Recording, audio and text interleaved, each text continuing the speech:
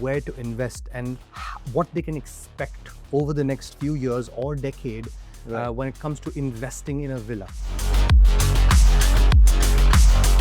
We are actually overlooking a fantastic size in terms of a plot.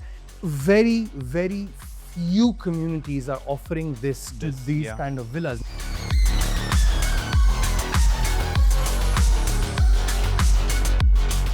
Let's talk about what we were discussing earlier, and I really think that this will help a lot of the viewers. So I'm sitting here with Imtiaz Bhai. He is basically one of the most intelligent people I've seen when it comes to doing numbers and just calculations, forecasts, demand and supply.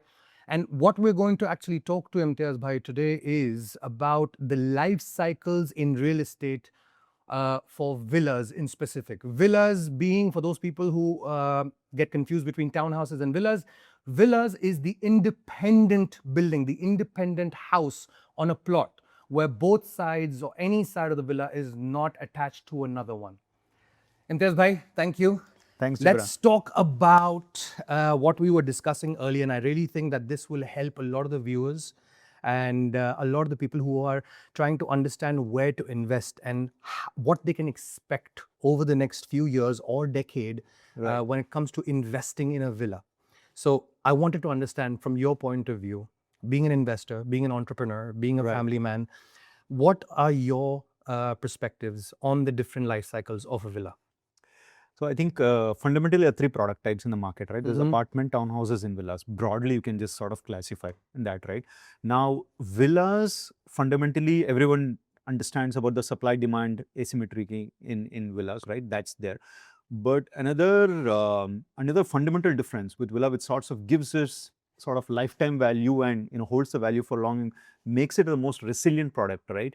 Is often not talked about much, and that's the fact of villas can actually have a second lease of life, right? Let me explain, right?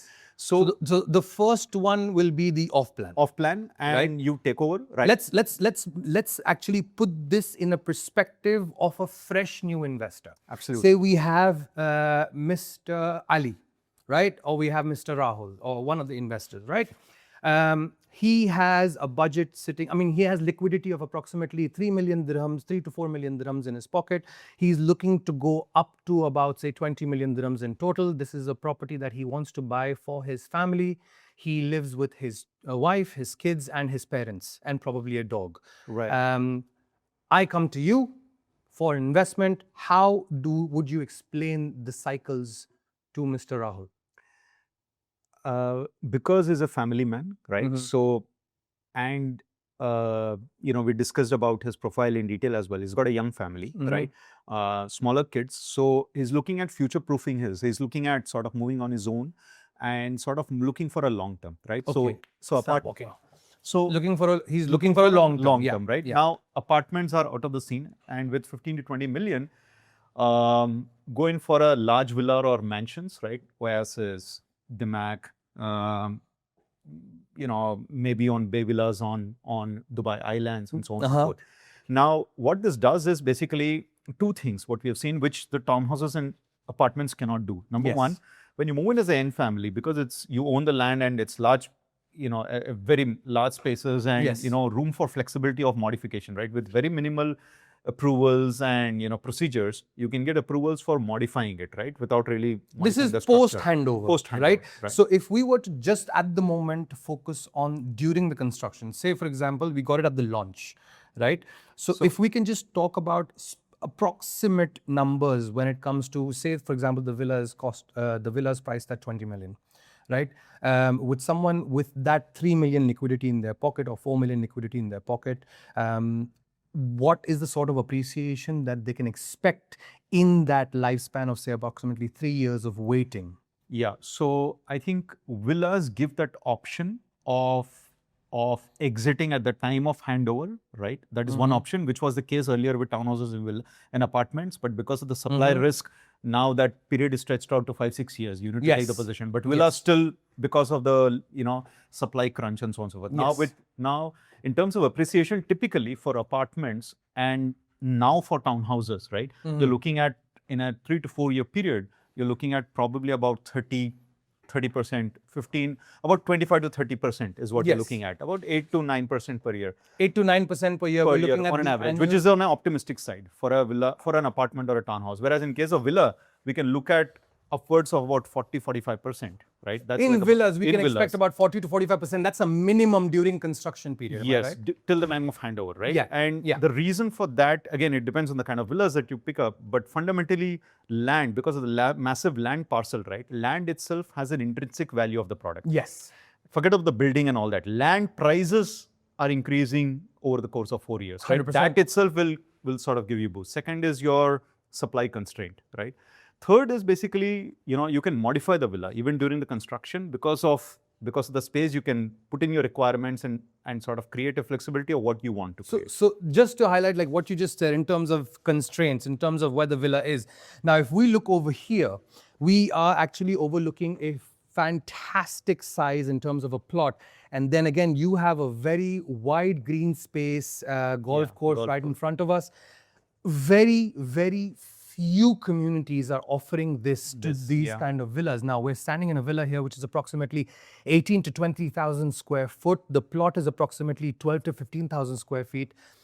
But then again, even though we have these launch after launch, there is a constraint of how much land in Dubai is going to be developed. Absolutely. By the ruler himself. His Highness Sheikh Mohammed has confirmed that at least till 2040, they will only develop 40% of land in Dubai, right? And then after 2040s, because Dubai 2040 plan, the master we have the master plan where we have 5 different districts, all of Yeah, that. yeah.